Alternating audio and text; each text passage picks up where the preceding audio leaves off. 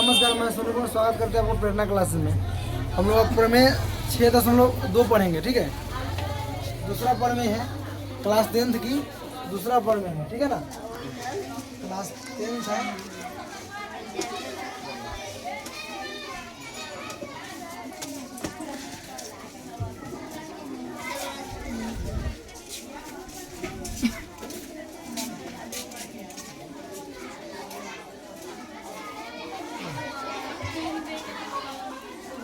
आधारभूत समानुपात का प्रमेय का विलोम है।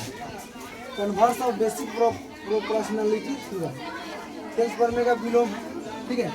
तो 2 नंबर थ्योरम है। कथन है यदि एक रेखा किसी त्रिभुज की 2 भुजाओं को एक ही अनुपात में विभाजित करे तो वह तीसरी भुजा का समांतर, मतलब उसका उल्टा है, ठीक है। मतलब पढ़ा है एक रेखा त्रिभुज को, किसी त्रिभुज को त्रिभुज बनाते हैं,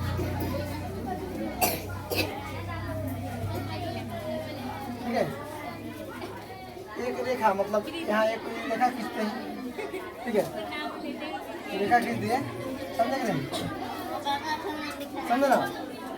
मान लीजिए ए बी, यहाँ देखिए, मतलब पूरा कि यदि एक रेखा, मान लीजिए डी रेखा है,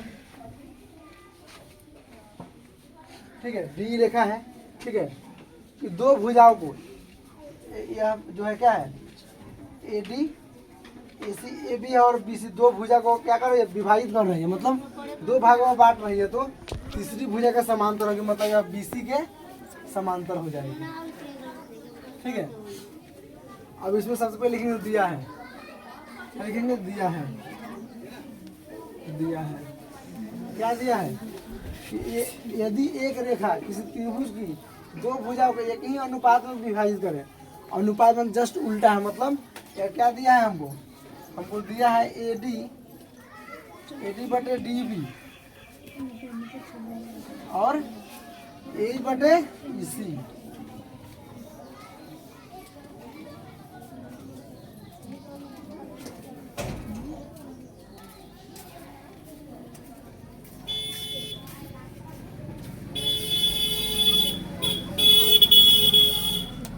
ठीक है।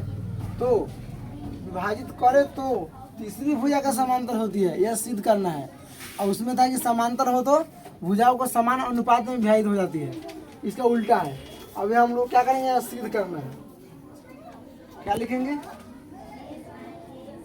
सिद्ध करना है। क्या करना है, तीसरी भुजा, तो 2 भुजा का तो अनुपात विभाजित कर रही है, तो तीसरी भुजा यही ना है BC, यानी क्या लिखेंगे, क्या लिखेंगे, DE समांतर BC। यह DE जो है इसके समांतर हो जाएगी, BC के समांतर हो जाएगी। अब लिखते हैं रचना।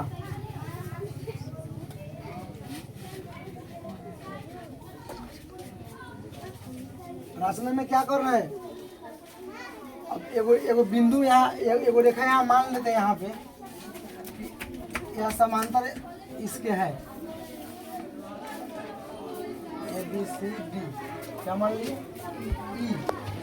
EF, यह मान लिए कि यही इसी बिंदु पर समांतर माने हैं, वो है नहीं, मानना है। क्या मानना है, BC जो है किससे समांतर है, इसके समांतर है। यहाँ मान रहे हैं DE, यहाँ मान लिए DE समांतर क्या है, D समांतर DC,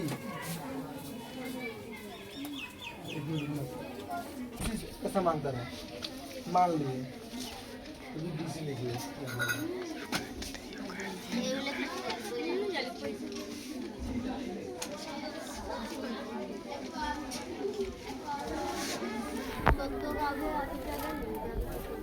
ठीक है,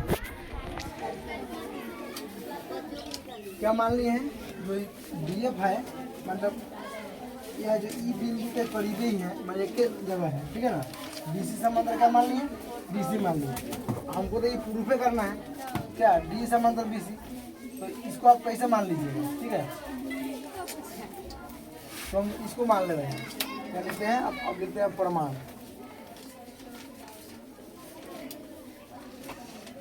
अब प्रमाण में है आपको, पहले रचना में हमको क्या है, रचना में यहाँ है, अब लिखे हैं त्रिभुज ABC में, ठीक है, त्रिभुज ABC में पहले हमको क्या क्या है, रचना में माने है DF समांतर BC, लिखते हैं रचना से। रचना से हमें DF जो है ये वाला इसके समांतर है, DC समांतर है। अब हम लोग क्या करते हैं, अब लिखते हैं सेल्स पर में, आप ऐसे भी लिख सकते हैं, क्या लिखे पहले सेल्स पर में से,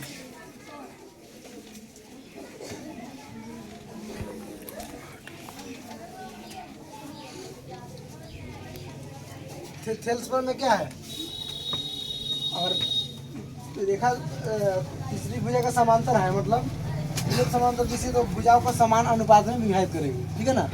तो भाई यहाँ पर लिखेंगे AD बटा DB, ठीक है।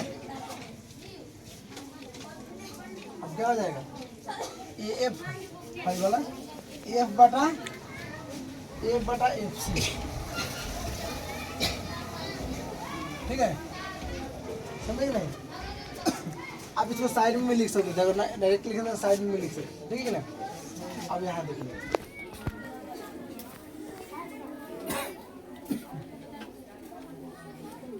अब यहाँ मेरे पास दिया कथी है, यहाँ दिया कथी है AD बटा DB, ठीक है, AD बटा DB में दिया है, AD बटा बराबर AE बटा EC है ना, AE बटा EC, AE बटा EC है ना।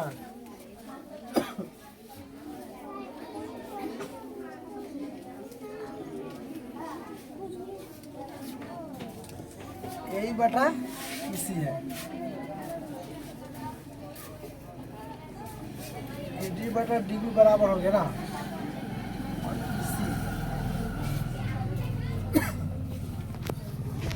बटा EC है, इसमें AD बटा DB बराबर है, तो हम लोग इसको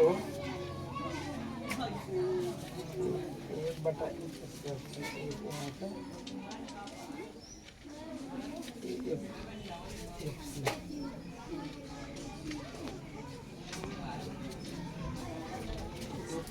और दिया है ना AD बटा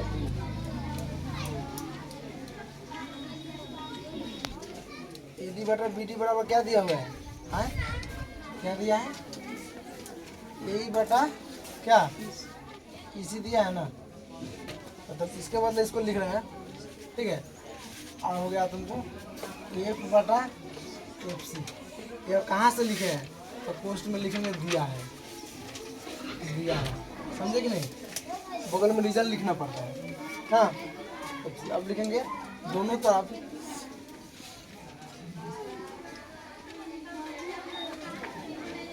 एक जोड़ने पर,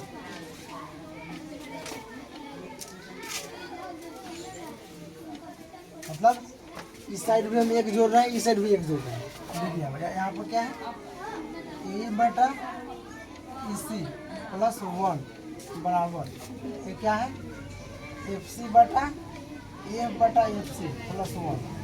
अब एक जोड़ रहे हैं, बाटा का जोड़ निकल, क्या चीज़ें सिखाए थे बाटा का जोड़, यहाँ एक है ना, तो एक मान लेंगे, LCM निकलेगा इसका EC LCM निकलेगा, EC से EC में भाग देंगे तो एक से करेंगे, एक से गुना करेंगे तो क्या हो जाएगा, AE प्लस एक से भागा देंगे तो EC से कटेगा, EC से गुना करेंगे तो क्या हो जाएगा, EC से तो हो जाएगा EC, भाई जाएगा गुना हो जाएगा ऊपर। अब देखिए आप FC LCM हो गया, एक मान सकते हैं ना, तो FC से FC कट गया तो क्या हो जाएगा, AF हो जाएगा, प्लस एक से भागा तो FC बार में कटेगा तो FC इसमें गुना हो जाएगा, ठीक है। अब देखिए AE बटा EC, AE बटा EC, AE बटा EC, AE बटा EC पूरा को हम लोग क्या लिख सकते हैं, यही बटा इसी का पूरा का मतलब ऐसे लिख सकते हैं ना, यहाँ पे क्या हो जाएगा AC हो जाएगा, ठीक है। यहाँ पे आपको क्या हो जाएगा, इसका मतलब आपको AC हो जाएगा। EC हैले है, EC नीचा है, और F बटा FC, ये F है, F बटा FC, ये F बटा FC, इसका मतलब ये AC लिख सकते हैं। अरे F बटा FC सब जोड़ के AC ना आएगा, अब बच गया FC, AC से AC खत्म, क्या बच गया EC बटा FC, EC बटा FC, EC बटा FC। अब इससे का मतलब क्या है, EC कहाँ है, EC और FC दोनों मतलब बराबर आ गया, मतलब ये बराबर आने का मतलब है कि F और E दोनों एक ही जगह है, मतलब एक ही बिंदु पर है, ठीक है। क्या है, एक ही बिंदु पर समानुपाती है, यहाँ लिख सकते हैं। अब यहाँ लिखे हैं अतः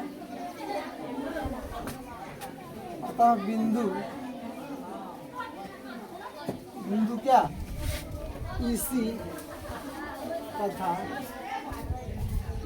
FC समपाती है, क्या है, समपाती है। अतः अब लिखेंगे आप लिखेंगे EC तथा FC क्या है, समपाती है। अतः FC तथा EC तथा FC क्या है, बिंदु समपाती है, तो अतः कौन सा है, E और F तथा E तथा F, E और F एक ही बिंदु पर है, ठीक है।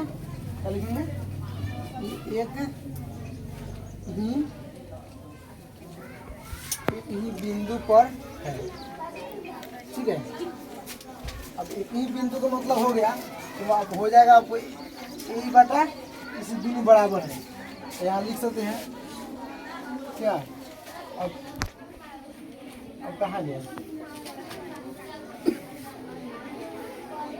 अब DF कहाँ गया, अब यहाँ लिख सकते हैं, अब यहाँ लिख सकते हैं DF, क्या लिख सकते हैं, DF समांतर कथी BC, ठीक है।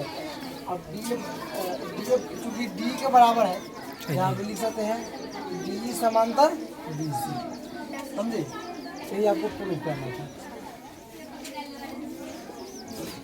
ठीक है, समझे कि नहीं। तो इसका विलोम है, इसको आप कर लीजिएगा, और ये कथन आपको याद होना चाहिए, परीक्षा में आपको कथन रहेगा, चाहे आपको लिख देगा थेल्स प्रमेय का विलोम सिद्ध करें, या ऐसे भी लिख देगा, ऐसे लिख दिया था कि खाली कथन पूछ दिया था एक बार, थेल्स प्रमेय को लिखे, ठीक है ना। और एक कभी आपको एक कथन पूरा दे देगा, ठीक है, इसको दे देगा आपको, और ये पूरा आपको सिद्ध करना है 4-5 बार, कम से कम 6 बार 7 बार 10 बार कीजिएगा तो याद हो जाएगा, लेकिन सब बार घिस के आपको करना पड़ेगा, ठीक है।